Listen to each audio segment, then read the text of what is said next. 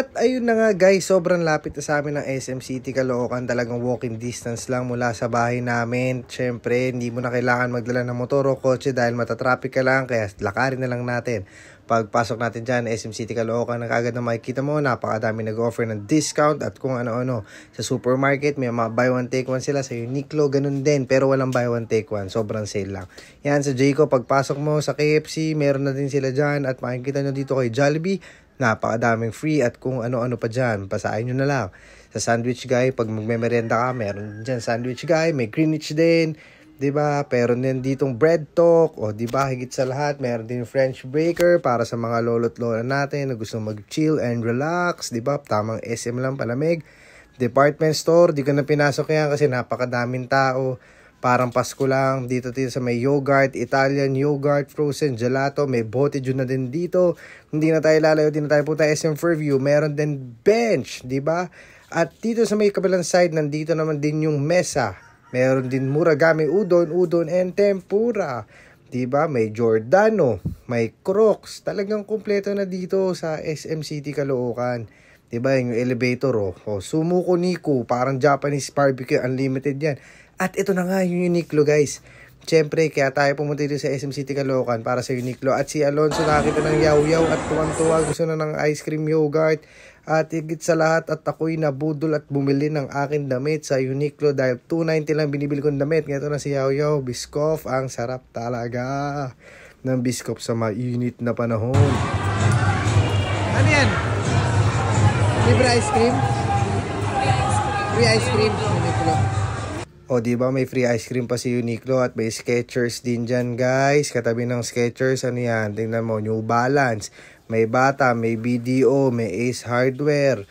Diba? Kumpleto na dyan. May EO at may Anta rin guys. May Kyrie yung Anta nila ngayon dyan guys. Kumpleto yung sizes, promise. Diba?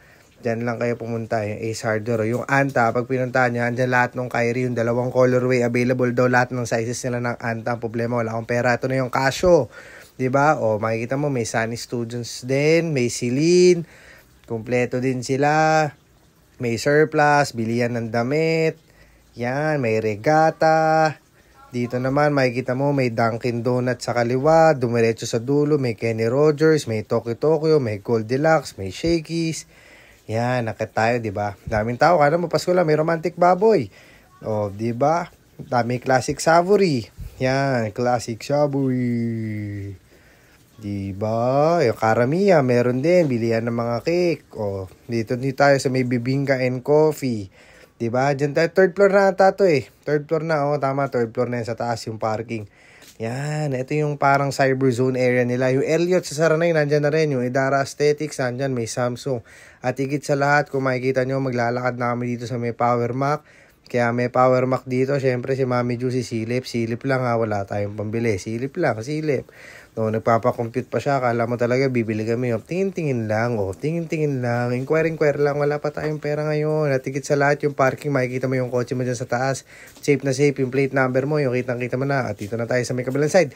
May Toby Sports din, guys. Diba? Dito sa third floor to sa may food court. May yellow cab. May World of Fun. May Tom's World. Diba? Ito yung Tom's World guys. Madami lang tao. Di mo na kayang pumunta kasi first day syempre. Sa mga susunod na araw na lang kami pupunta. Yan yung food court. Di na kayo pumunta dyan kasi may niluto mo ng pagkain sa tanghalian sa bahay namin. Yan yung cinema. Diba? Yan, cinema. May tatanong ako kay Wolverine kung sino totoong Wolverine sa amin dalawa. Tatanong ko. Tamang picture muna kay Wolverine. Wow, Wolverine.